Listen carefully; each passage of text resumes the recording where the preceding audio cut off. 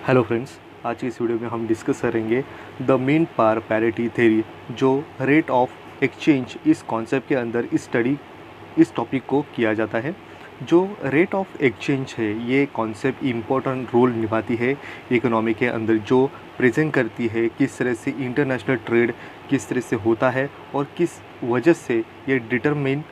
किए जाते हैं। तो इसी कॉन्सेप्ट को आज इस टॉपिक में हम डिस्कस करेंगे, the mint par parity theory. इस कॉन्सेप्ट को या हम कहें इस थ्योरी को golden point theory of exchange rate भी कहा जाता है। तो ये कॉन्सेप्ट हम देखें तो ये theories of rate of exchange या हम कहें determination of the rate of exchange in different monetary system के अंदर इसे स्टडी की जाती है, जिसमें यहाँ पे 5 तरह के यहाँ पे थ्योरी को यहाँ पे डिटरमिन किया जाता है रेट ऑफ एक्सचेंज के अंदर। जहाँ पे फर्स्टली जो ओल्डेस्ट यहाँ पे जो थ्योरी मानी जाती है या हम कहें डिटर्मिनेशन किया जाता है दो कंट्री के बीच में किस तरह से इंटरनेशनल ट्रेड किया जाएगा, उन बीच में किस तरह से उनका ट्रेड ये अच्छी तरीके से होने के लिए ये कॉन्सेप्ट को यहाँ पे डेवलप किया गया था, जिसे क्लासिकल कॉन्सेप्ट या हम कहें the mint par parity theory या golden point theory of exchange rate कहा जाता है। सेकेंड यहाँ पे जो मेथड है वो है the purchasing power parity theory. Third the balance of payment theory. Fourth the monetary approach to foreign exchange. और फिफ्थ पोर्टफोलियो बैलेंस अप्रोच। इस 5 तरीके के यहाँ पे जो मॉनेटरी सिस्टम यहाँ पे वर्क करते थे फॉरेन या हम कहें कि इंटरनेशनल ट्रेड करने के लिए, किस तरह से इस मेथड को हम देखें तो ये सफिशिएंट करते थे उस टाइम पीरियड के अंदर। और इसी के साथ ये स्टडी करते हुए ही हमें पता चलता है कि किस तरह से रेट ऑफ एक्सचेंज को यहाँ पे इस थ्योरी के साथ यहाँ पे डिटरमिन किया जाता था। इस तरह से हम देखें तो ये मीन पार पैरिटी थ्योरी ये कॉन्सेप्ट यहाँ पे वर्क करती है 1870 टू 1914।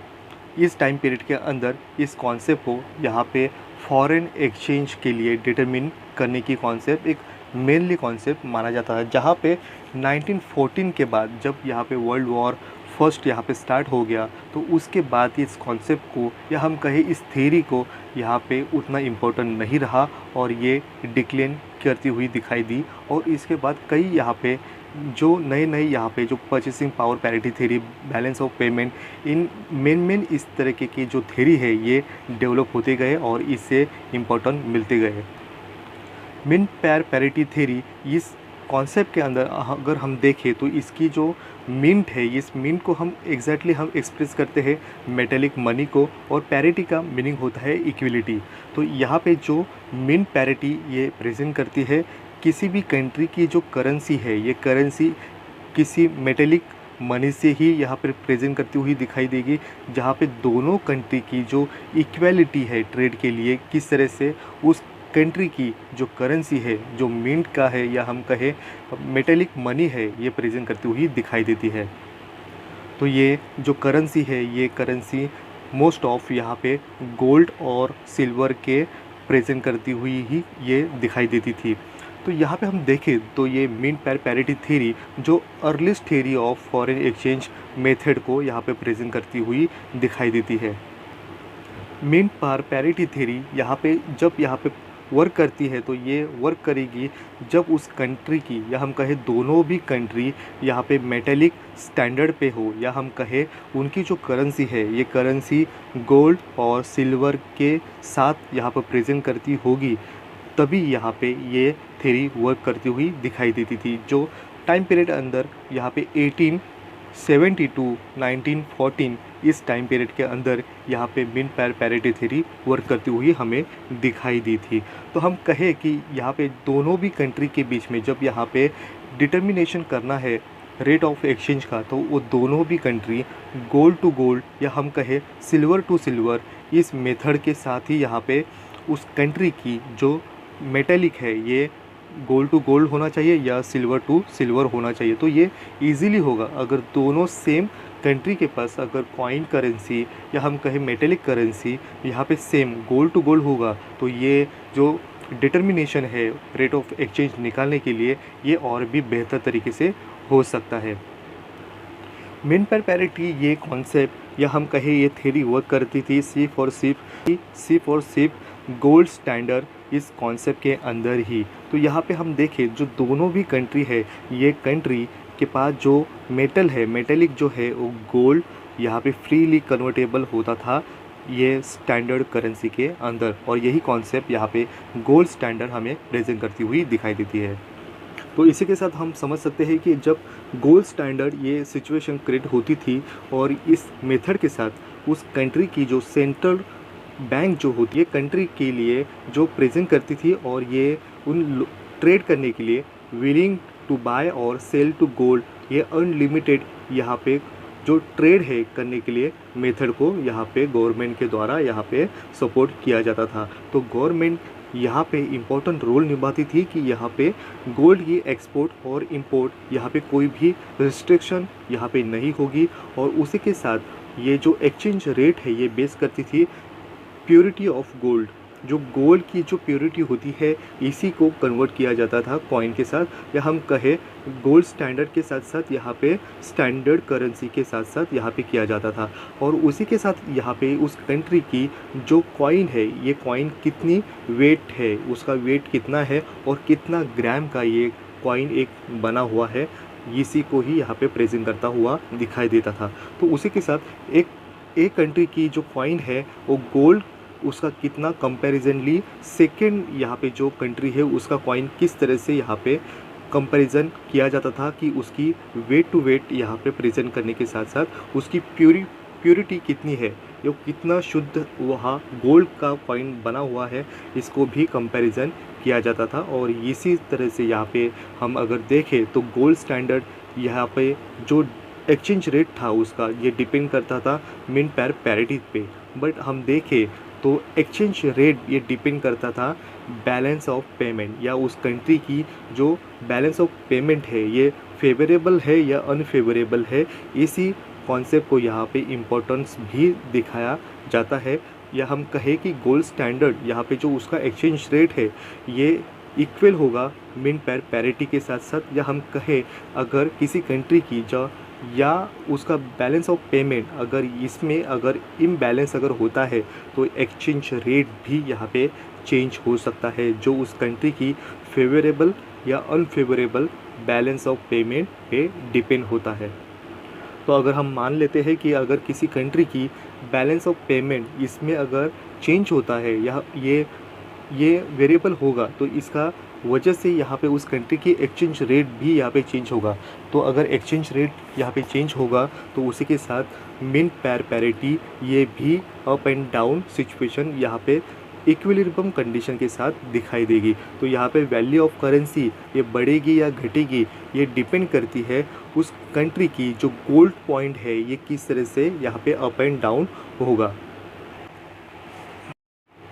इस तरह से द मिंट पैर पैरिटी थ्योरी के अंदर जब ये गोल्ड स्टैंडर्ड यहाँ पे कॉन्सेप्ट यहाँ पे प्रेजेंट करता था उस समय के साथ साथ हम देखेंगे इन दोनों कॉइन के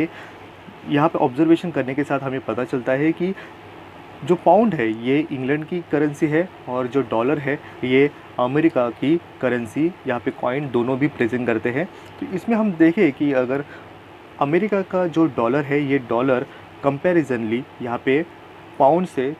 साइज़ में कम है, तो ये साइज़ में अगर कम होता है तो उसका वेट भी कम होगा। तो कंपैरिजन डॉलर के यहाँ पे पाउंड यहाँ पे उसकी साइज़ बड़ी है, उसकी साइज़ बड़ी होने के साथ साथ उसका जो वेट है ये भी कंपैरिजनली ज़्यादा होगा। तो इन वजह से हम देखें कि ये पाउंड है, ये पाउंड किस तरह से यहाँ पे उसकी क्वांटिटी कितनी यहाँ पे गोल्ड की यहाँ पे उससे वो बना है, और कंपैरिजनली हम देखें तो ये डॉलर कंपैरिजनली कितने ग्राम का ये डॉलर गोल्ड का बना हुआ ये प्रेजेंट करता है। तो इस तरह से यहाँ पे वेट टू वेट यहाँ पे गोल्ड का और प्योरिटी ये भी इम्पोर्टेंट रोल जो यहाँ पे निभाती है, और जो एक्सचेंज रेट यहाँ पे दिखाई देगा कि किस तरह से दोनों कंट्री की जो कॉइन्स है या हम कहें जो करेंसी है ये कंपैरिजनली एक दूसरे के साथ कितनी कम और ज़्यादा है, इसी को ही प्रेजेंट करेंगे और इससे ही यहाँ पे डिटरमिन करेगा कि ये मिंट पैर पैरिटी थ्योरी किस तरह से बनेगी और फॉरेन एक्सचेंज यहाँ पे तय होगा और यहाँ पे इंटरनेशनल ट्रेड यहाँ पे सक्सेसफुल होता हुआ दिखाई देगा। इस तरह से हम देखेंगे कि जो मीन पार पैरिटी थ्योरी यहाँ पे जो डिटर्मिनेशन होता था, ये किस तरह से यहाँ पे दोनों भी कंट्री के बीच में जब यहाँ पे इंटरनेशनल ट्रेड होता था, तो ये हम मान लेते थे कि यहाँ पे मेटालिक कॉइन उस कंट्री के अंदर यहाँ पे प्रेजेंट करता हुआ दिखाई देता था। तो एक कई कंट्री सिर्फ और सिर्फ यहाँ पे गोल्ड को यहाँ पे प्रेजेंट करती हुई दिखाई देगी, तो कोई कंट्री यहाँ पे गोल्ड और सिल्वर को प्रेजेंट करती हुई दिखाई देगी, तो कोई कंट्री यहाँ पे सिर्फ और सिर्फ यहाँ पे सिल्वर को उसकी कंट्री की जो मेटालिक कॉइन को प्रेजेंट करती, करेंसी को प्रेजेंट करती हुई दिखाई देगी। तो हम मान लेते हैं कि यहाँ पे इस पिक्चर के साथ यहाँ पे जो अमेरिका है ये गोल्ड यहाँ पे उसकी करेंसी प्रेजेंट करती है जो उसको बेटर लगता है। तो इंडिया के पास गोल्ड और सिल्वर ये दोनों भी यहाँ पे मेटालिक कॉइन प्रेजेंट है, और ऑस्ट्रेलिया के पास यहाँ पे सिर्फ और सिर्फ यहाँ पे सिल्वर यहाँ पे मेटालिक करेंसी अवेलेबल है। तो हम मान लेते हैं कि अगर इन तीनों में अगर एक दूसरे के साथ अगर इंटरनेशनल ट्रेड करना है, तो ये इंपोर्ट एक्सपोर्ट के साथ साथ उनको जो पेमेंट करना है, ये पेमेंट वो सिर्फ और सिर्फ मेटालिक कॉइन के साथ ही कर सकते हैं। तो अगर मान लेते हैं अमेरिका और इंडिया का, इन दोनों का अगर ट्रेड होता है, तो ये एक दूसरे को इजीली गोल्ड का यहाँ पे जो पेमेंट यहाँ पे कर सकते हैं, क्योंकि इंडिया के पास भी गोल्ड है और अमेरिका के पास भी गोल्ड है। तो इनका यहाँ पे जो ट्रेड है ये इजीली हो सकता है। तो इसके साथ हम देखें, जब इंडिया का ऑस्ट्रेलिया के साथ जब यहाँ पे ट्रेड होने के साथ जब पेमेंट होगा, ये पेमेंट यहाँ पे मेटालिक सिल्वर के साथ ही होगा, तो ये और भी बेहतर तरीके से इनका जो ट्रेड है ये इजीली हो सकता है। बट हम देखें जब यहाँ पे अमेरिका का और यहाँ पे ऑस्ट्रेलिया, इन दोनों का जब यहाँ पे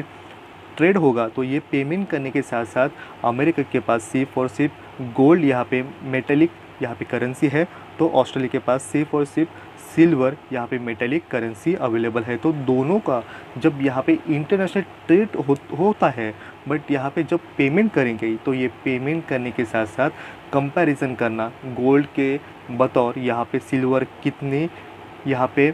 जो मेटालिक है ये कितने लेवल तक होगा डिटरमिन करना और भी डिफ़िकल्टी हो सकती है। तो यहाँ पे सिर्फ और सिर्फ गोल्ड टू गोल्ड या सिल्वर टू सिल्वर उसकी प्योरिटी ये इम्पोर्टेंट रोल निभाती है, जो उनकी वेट ये कॉइन की ये भी इम्पोर्टेंट रोल निभाएगी, जहाँ पे ये ट्रेड इजीली हो सकता था। और माना भी जाता है कि अगर गोल्ड टू गोल्ड और सिल्वर टू सिल्वर इस तरह से जब पेमेंट करते थे, तो ये इजीली मेथड यहाँ पे पेमेंट का माना जाता था, जो mean par parity theory present करती हुई दिखाई दी थी। तो इजीली यहाँ पे इतना लंबा जो समय था, ये 1872 1914 इस टाइम पीरियड के अंदर यही मेथड के साथ ये कॉन्सेप्ट यहाँ पे इंटरनेशनल ट्रेड वर्क किया, और उसी के साथ ये पेमेंट करने की जो मेथड थी, ये क्लासिकल इकोनॉमिक्स के साथ साथ ये मानते थे कि वो बेहतर तरीके से ये मेथड यहाँ पे वर्क कर रही थी। बट यहाँ पे जब फर्स्ट वर्ल्ड वॉर हुआ, उसके बाद ये कॉन्सेप्ट यहाँ पे नहीं चलने के साथ साथ यहाँ पे और भी मेथड या और भी नई कॉन्सेप्ट आगे आती हुई दिखाई दी, जो आने वाली वीडियो के साथ हम परचेसिंग पावर और बैलेंस ऑफ पेमेंट को प्रेजेंट करेंगे कि ये थ्योरी भी किस तरह से वर्क करती थी। इसी के साथ हमें ये भी देखना चाहिए कि जब यहाँ पे करेंसी की डिमांड अगर बढ़ती है, तो उसके साथ साथ उसकी वैल्यू भी बढ़ती है। बट यहाँ पे वैल्यू जब बढ़ेगी तो उसका सप्लाई कम होता है। इसके अपोजिट जहाँ पे करेंसी की जब यहाँ पे डिमांड कम होती है, तो उसकी वैल्यू कम होती है, और कंपैरिजनली यहाँ पे उसका सप्लाई यहाँ पे उस कंट्री के पास ज़्यादा होता है। तो यही यहाँ पे जो बैलेंस है, ये बैलेंस ख़राब होने की वजह से, या हम कहें डिसइक्विलिब्रियम कंडीशन क्रिएट होने की वजह से ही उस कंट्री की, जो दोनों कंट्री की जो बैलेंस ऑफ पेमेंट है, ये इक्विलिब्रियम कंडीशन से दूर हटने की वजह से यहाँ पे सप्लाई और डिमांड जो करेंसी की होती है, इनमें यहाँ पे डिफरेंट यहाँ पे दिखाई देता है, हमें दिखाई देता है। या हम इसी के साथ अगर कहें, जब किसी कंट्री की जो करेंसी है, इसकी करेंसी की सप्लाई और डिमांड ये जब इक्वल कंडीशन में होती है, तो हमें यही पता चलता है उस कंट्री की एक्सचेंज रेट यहाँ पे इक्वल होती है मीन पार पैरिटी के साथ। इसी के साथ जो डेफिनेशन दिया जाता है, जहाँ पे mean par parity exactly theory है क्या, तो इसको कहने के लिए ये कहा जाता है, rate of exchange determined on the basis of the parity of the weight of gold contents of the two countries is called the mean parity और gold parity rate। इस तरह से हम देखें जो रेट ऑफ एक्सचेंज ये determine किया जाता है उस कंट्री की जो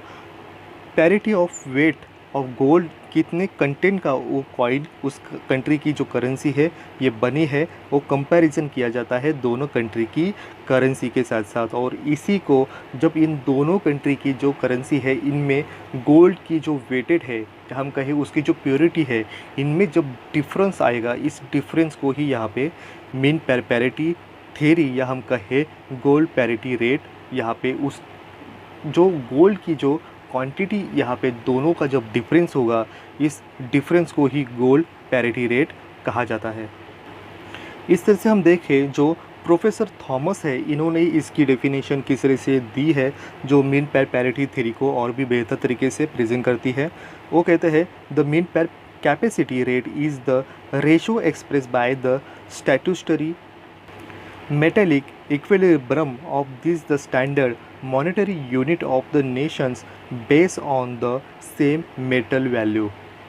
तो इन शॉर्टली उस तरह से ही थॉमस कहते हैं कि जो कैपेसिटी है rate is the ratio express किया जाता है और उसी के साथ साथ जो मेटेलिक इक्विलिब्रियम कंडीशन है जो गोल्ड स्टैंडर्ड के साथ साथ यहाँ पे प्रेजेंट करती है जो monetary unit of nation base करती है सेम मेटल वैल्यू। इन तरह से यहाँ पे जो प्रोफेसर थॉमस है ये डेफिनेशन देते हैं मीन पैरिटी थ्योरी की। तो इस तरह से एक एग्जाम्पल के साथ हम देखेंगे कि किस तरह से मीन पैरिटी थ्योरी उस कंट्री के अंदर जो गोल्ड स्टैंडर्ड है ये स्टैंडर्ड किस तरह से मेटेलिक कॉइन को जो उनकी करेंसी है इसको किस तरह से प्रेजेंट करती है। तो हम मान लेते हैं जो पाउंड है इंग्लैंड का ये 1 पाउंड बनने के लिए 5 ग्राम यहाँ पे गोल्ड को यहाँ पे उसका जो वेट है ये होगा। तो उसके कंपैरिजन हम देखेंगे जो अमेरिका का जो डॉलर है ये $1 ये बराबर है 1 ग्राम ऑफ गोल्ड के बराबर। तो अगर हम दोनों को कंपैरिजन दोनों कंट्री की जो मेटेलिक कॉइन है इनका कंपैरिजन करें तो ये बेहतर लगेगा कि हमें पता चलता है कि 1 पाउंड ये बेहतर कंडीशन में है। जो 5 ग्राम का यहाँ पे गोल्ड है उसकी यहाँ पे जो वेट है ये वेट यहाँ पे 1 पाउंड 5 ग्राम ऑफ गोल्ड के बराबर है। तो ये जो डॉलर है ये डॉलर 1 ग्राम ऑफ गोल्ड के बराबर है। तो ये हम देखें जो रेशो यहाँ पे निकल के आता है ये रेशो यही हमें कहता है कि 1 पाउंड बराबर यहाँ पे 5 यहाँ पे डॉलर लगेंगे अमेरिका के। इसी यहाँ पे एक्सप्लेन को यहाँ पे कंटिन्यूसली रखते हुए हम देखें तो हमें ये पता भी चलेगा कि अगर हम दोनों का अगर कंपैरिजन देखें कि जो गोल्ड स्टैंडर्ड का है जो इंग्लैंड और अमेरिका के बीच में जो वर्ल्ड वॉर जो फर्स्ट था उसके पहले यहाँ पे जब मीन पैरिटी थ्योरी यहाँ पे डिटरमिन की जाती थी गोल्ड स्टैंडर्ड के साथ साथ तब उनका यहाँ पे जो रेशो है ये रेशो किस तरह से यहाँ पे प्रेजेंट करता था। तो यहाँ पे 1 पाउंड बराबर 113.0016 ये प्रेजेंट करता था।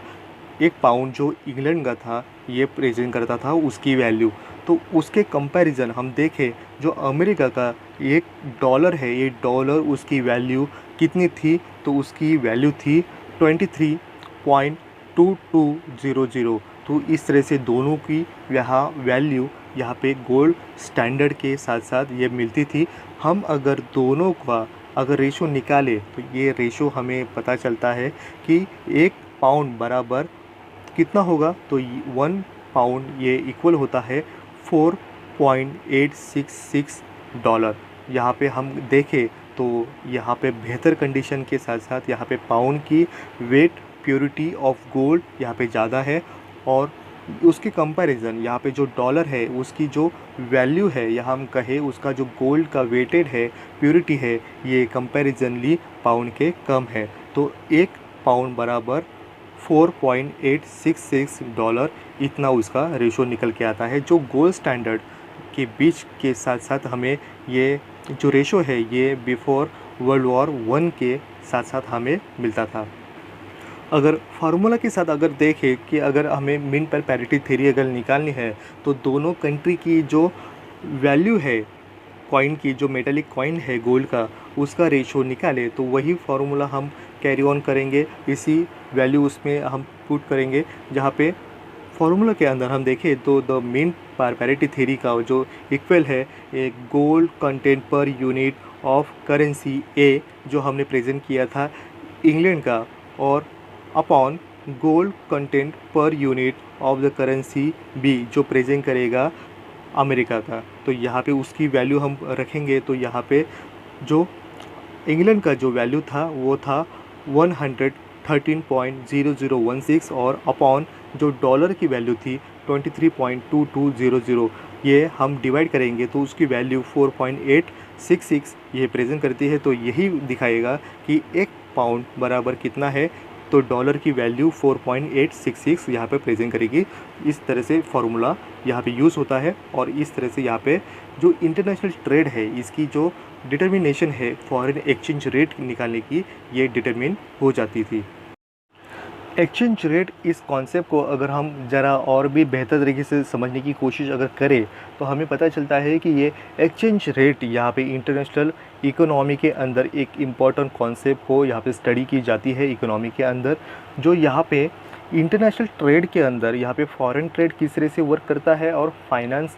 किस तरह से इस कॉन्सेप्ट को किस तरह से यहाँ पे एक्सचेंज रेट को यहाँ पे वैल्यू देता हुआ दिखाई देता है। जहाँ पे किसी दोनों भी कंट्री का जब यहाँ पे इंटरनेशनल ट्रेड होता है तो इस कॉन्सेप्ट के अंदर दोनों की जो वैल्यू है करेंसी की, जो उनमें डिफरेंस होगा है,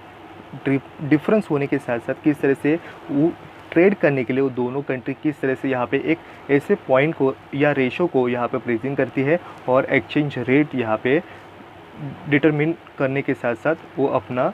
वर्क या हम कहें इंटरनेशनल ट्रेड होता है, इसी को ही प्रेजेंट किया जाता है एक्सचेंज रेट इस कॉन्सेप्ट को। तो उसी के साथ हम देखें जो एक्सचेंज रेट यहाँ पे गोल्ड स्टैंडर्ड इस कॉन्सेप्ट यहाँ पे वर्क करती थी। ये 1870 टू 1914 इस टाइम पीरियड के अंदर यहाँ पे जो एक बड़ा लंबा यहाँ पे टाइम पीरियड है जहाँ पे पैरिटी थ्योरी यहाँ पे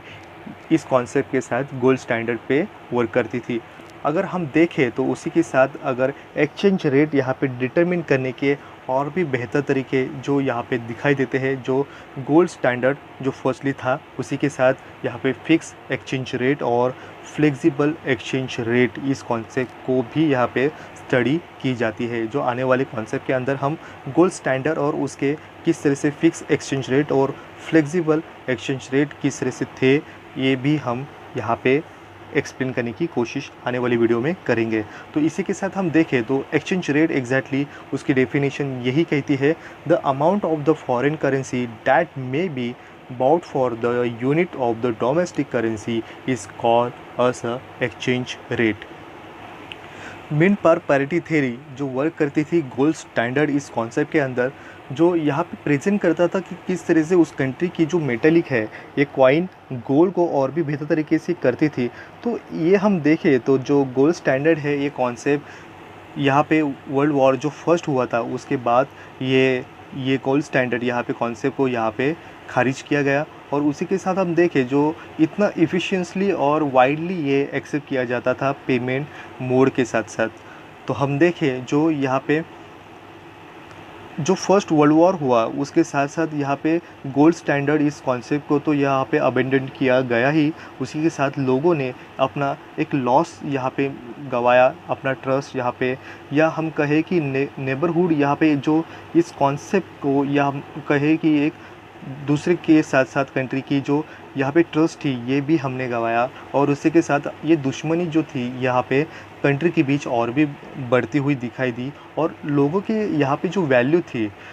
गोल्ड स्टैंडर्ड को लेके यहाँ पे वो वैल्यू भी यहाँ पे ख़त्म होती हुई दिखाई दी। और उसी के साथ जो स्टॉक था गोल्ड का ये भी कम होता हुआ दिखाई दिया, जो इंटरनेशनल ट्रेड को और भी यहाँ पे डिफ़िकल्टी से सामना यहाँ पे करना यहाँ पे लगता था। तो उसी के साथ जब यहाँ पे 1930s में जब यहाँ पे ग्रेट डिप्रेशन इस कॉन्सेप्ट यहाँ पे जब वर्ल्ड पे यहाँ पे दिखाई दी तो यहाँ पे गोल्ड स्टैंडर्ड यहाँ पे डिसअपेयर हो गया पूरी तरीके से। और जो ब्रेक डाउन थे गोल्ड स्टैंडर्ड के यहाँ पे कई रीज़न यहाँ पे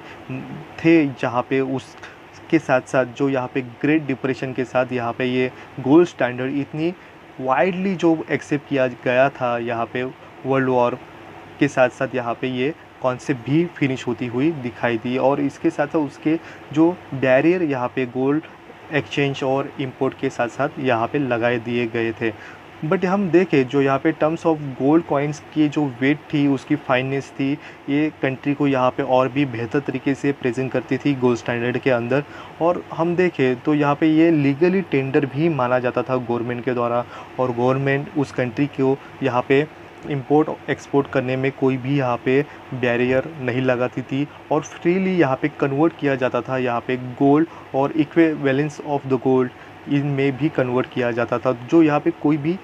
मेथड यहाँ पे कोई भी बैरियर नहीं थे इस गोल्ड स्टैंडर्ड के साथ साथ, जो फ्रीली वर्क किया 1870 टू 1914 के इस टाइम पीरियड के अंदर। तो उसके साथ यहाँ पे कई ये गोल्ड स्टैंडर्ड यहाँ पे खारिज होने के बाद कई यहाँ पे मेथड यहाँ पे आए और उसके साथ साथ जो पेपर करेंसी और फिएट यहाँ पे जो करेंसी है ये भी अपना एक नया रूप लेके उभर के आई थी। इस तरह से हमारा नेक्स्ट पॉइंट बनता है अजम्पशन, जहाँ पे मिंट पार पैरिटी थ्योरी ये कुछ अजम्पशन पे बेस करती थी और इसी के साथ साथ यहाँ पे जो रेट ऑफ एक्सचेंज है ये डिटरमिन किया जाता था। तो इसमें फर्स्ट जो अजम्पशन लिया गया है वो कहता है this theory based on the gold standard. यहाँ पे जो गोल्ड स्टैंडर्ड के अंदर ये कॉन्सेप्ट को यहाँ पे पूरी तरीके से यहाँ पे मिंट पार पैरिटी थ्योरी वर्क करती थी, जहाँ पे उस कंट्री की जो मेटेलिक कॉइन थे ये कॉइन पूरी तरीके से गोल्ड और प्योरिटी ऑफ गोल्ड को प्रेजेंट करती हुई दिखाई देती थी। सेकंड पॉइंट बनता है applicable those the countries which has the same metallic standard, जहाँ पे दोनों कंट्री के पास जब यहाँ पे ट्रेड होगा तो उनका पेमेंट करने के लिए उनका सेम मेटेलिक कॉइन होना चाहिए। कहे कि ये करेंसी उनकी सेम होनी चाहिए, यहाँ पे गोल्ड टू गोल्ड या सिल्वर टू सिल्वर होना चाहिए। अगर गोल्ड टू सिल्वर होगा तो ये डिफ़िकल्टी और भी होगी यहाँ पे इस कॉन्सेप्ट में पेमेंट करने के लिए। थर्ड पॉइंट कहता है गोल्ड और silver is freely convertible into standard currency, जहाँ पे उस कंट्री के अंदर जब यहाँ पे गोल्ड और सिल्वर ये है जो फ्रीली कन्वर्ट किया जाता था स्टैंडर्ड करेंसी के साथ साथ उसकी वैल्यू कम नहीं हो पाती थी। तो जो करेंसी है ये करेंसी और गोल्ड या सिल्वर ये फ्रीली कन्वर्ट किया जा सकता था। नेक्स्ट पॉइंट बनता है the value of the currency unit under the gold standard is defined in terms of the weight of the gold specified purity content. तो यहाँ पे जो गोल्ड स्टैंडर्ड के अंदर जब यहाँ पे उस कंट्री की जो कॉइन है करेंसी की उसका वैल्यू ये डिपेंड करता था कि उसका वेट उस कॉइन का कितना गोल्ड से भरा हुआ है और उसकी प्योरिटी कितनी है उस कंटेंट के अंदर, ये भी इम्पोर्टेंट रोल यहाँ पे वैल्यू उस करेंसी की बढ़ाने में हेल्प करती थी। नेक्स्ट पॉइंट बनता है bank of country is always willing to buy and sell the gold up to unlimited extent and the given price। जहाँ पे उस कंट्री की जो सेंट्रल बैंक होती थी ये सेंट्रल बैंक ये लेन देन करने में कोई भी यहाँ पे रिस्ट्रिक्शन नहीं करती थी और अनलिमिटेड यहाँ पे गोल्ड का इंपोर्ट एक्सपोर्ट किया जा सकता था। नेक्स्ट पॉइंट बनता है gold standard depend on the flexible internal price. इस कॉन्सेप्ट के अंदर हम देखें तो जो गोल्ड स्टैंडर्ड है ये इंटरनेशनली यहाँ पे उसका जो करेंसी है कंट्री की ये यहाँ पे फिक्स होता था, उनमें कोई भी चेंजेस नहीं होते थे। अगर गोल्ड स्टैंडर्ड के अंदर उस पर्टिकुलर कंट्री के अंदर अगर उस करेंसी की अगर वैल्यू अगर कम होती है तो ये फ्लेक्सिबल किया जाता था। तो अगर उस कंट्री की करेंसी की या हम कहें मेटेलिक वैल्यू अगर कम होगी इंटरनली तभी ये फ्लेक्सिबल हो पाता था, बट एक्सटर्नली यहाँ पे ये फिक्स होता था। नेक्स्ट पॉइंट बनता है fix the value of the various currencies in term of the gold content. एक गोल्ड कंटेंट के अंदर हम देखें तो उसकी वैल्यू एक्सटर्नली यहाँ पे फिक्स होती थी, जो उस कंट्री की जो वैल्यू है इनमें कोई भी चेंजेस नहीं होते थे। और जो लास्ट अजम्पशन लिया गया है वो कहता है no barrier on the gold import and export. जो गोल्ड की इंपोर्ट एक्सपोर्ट करने में कोई भी यहाँ पे रिस्ट्रिक्शन नहीं थे, ना ही कोई बैरियर थे। तो यहाँ पे फ्रीली